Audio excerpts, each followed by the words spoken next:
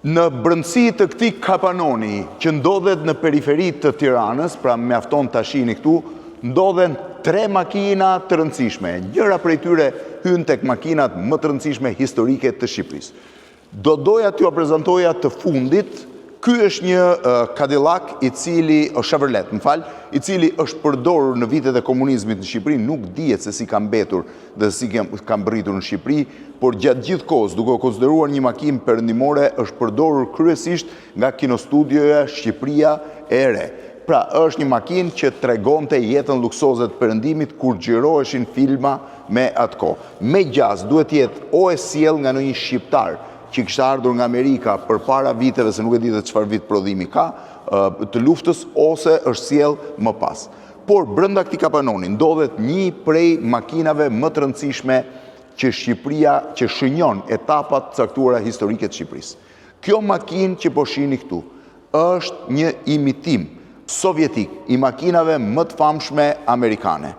Kjo është një makinë ZIS për shërbime qeveritare, që konsideroi niveli më i lartë i luksit në Shqipëri, në Bashkimin Sovjetik dhe në gjithë botën lindore. Makina kishte vendet për 2 shtizat e flamujve dhe ishte i pari version kabriolet. Është një version që ngjan pak me Fordët e mëdhej amerikan. Po pse kjo makinë është e famshme? Makina i takon Ministrisë Shqiptare të Kulturës. Aktualisht është një gjendje thuajse të rënuar, nëse e shihni, por kjo makinë ka një rëndësi të madhe historike, sepse pikërisht në këtë makinë, si në këto filmime dhe foto që po shihni, në këtë makinë janë pritur 2 prej personaliteteve më të rëndësishëm botror që ka vizituar Shqipërinë. Sekretari i parë i Komitetit Qendror të Bashkimit Sovjetik, pra njeriu më i rëndësishëm i lindjes komuniste, Nikita Khrushchev, në maj të vitit 1959 dhe njëkohësisht kryeministri i Kinës, Chou En-lai, në tetor të vitit 1964.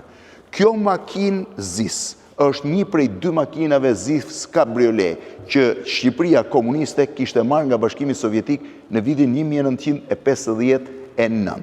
Ato ishin parashikuar si dhuratë për vizitën e Rushhovit dhe për lëvizjen e liderit sovjetik në për rrugët e Shqipërisë.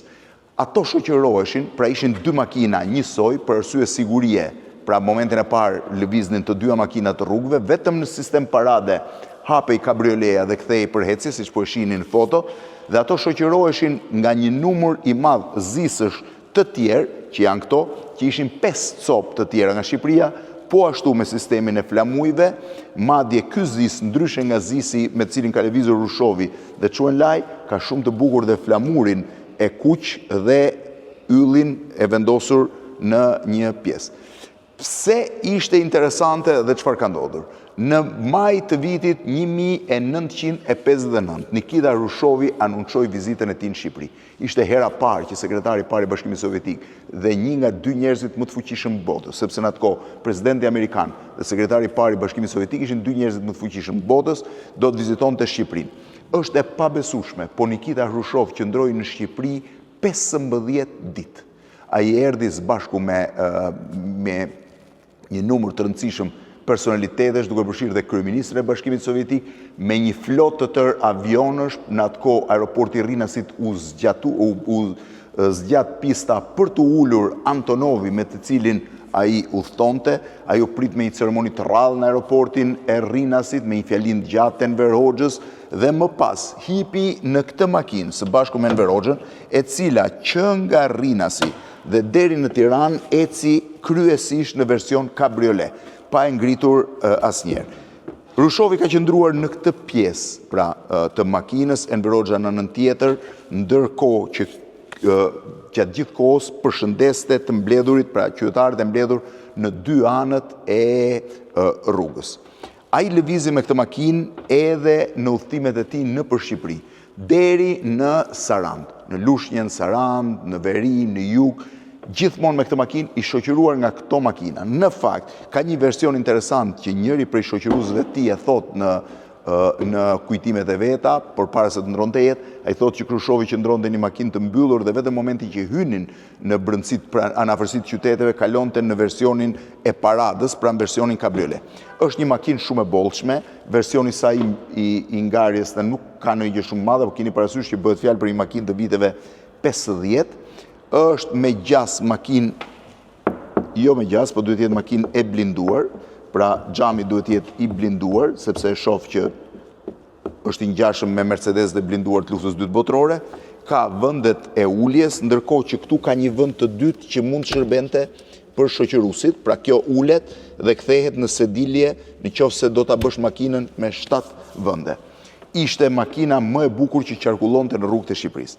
Ndërkohë që mbas 15 ditëve që Krushovi qëndroi në Shqipëri, ju largua dhe ishin 6 muajt e fundit të miqësisë mes Bashkimit Sovjetik dhe Shqipërisë. Në nëntor vitin 1960, raportet mes dy vendeve u thyen dhe në 61 u prishën dhe marrëdhëniet diplomatike. Po me këtë makinë, eksaktësisht në atë vend ku 5 vjet më parë kishte qëndruar Krushovi, në tetor të vitit 1964 u vendos kryeministri kinez Chu Enlai.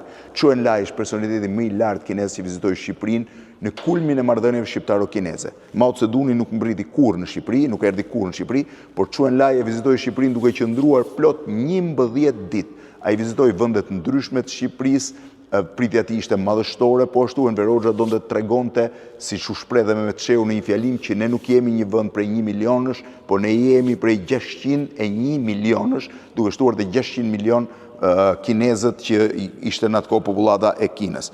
Edhe Chu Enlai ka qëndruar në këtë makinë, që është prap një zis sovjetik, dhe është padyshim një prej makinave shumë të bukura që koha kishte, natyrisht pakrahasueshme me versionet perëndimore që ne kishim. Kjo është pra kabrioleja, sot është në një kapanon në gjendje jo shumë të mirë, por prap mbetet një makinë shumë e bukur, me gjithë shenjën e saj zis, pra të shkruar këtu dhe sistemin ende. Çfarë duhet ketë kjo këtu brenda? S'pas ka si gjë. Nuk pas ka gjë. Ndërkohë që po një tjetër zis shoqërimi është ky këtu, nga të cilët ne kemi pasur 5 të tillë që janë shërbyer po ashtu për personalitetet dhe është një nga makinat, po ta shohësh këtu duket dhe versioni me 2 qëndrime, pra që mund të përbëhet për 7 veta, po nga brenda, ndërkohë që shumë kollaj ky version palosej dhe kthehej në limuzinë që ti mund të shtrije këmbët rehat. I kishte të gjitha funksionet e kohës, aq sa kishte koha, nuk më rezulton të jetë i blinduar, jo, nuk është i blinduar, nuk krahasohet me makinën tjetër, por siç ajo, ndryshe nga ajo, është një version që këtu mund ta mbyllësh pjesën e sipërme, pra që të mos kesh lidhje me shoferin dhe mund vazhdosh bisedat normal. 5 zis të tillë dhe 2 zis kabriolet përbënin atë që quaj krenaria e flotës të makinave, nëse e quajmë kështu, flotës toksore të Republikës Popullore të Shqipërisë dhe në pas të Republikës Popullore Socialiste të Shqipërisë. Këto makina dolën nga funksioni në fillim viteve 70, fakt mbas vitit 66 më saktë, kur Enver Hoxha porositi Mercedes-Benzin e tij në Gjermani dhe bashkë me të solli dhe një sër Mercedes-Benzes që do të shërbenin për pritjen e personaliteteve të huaja.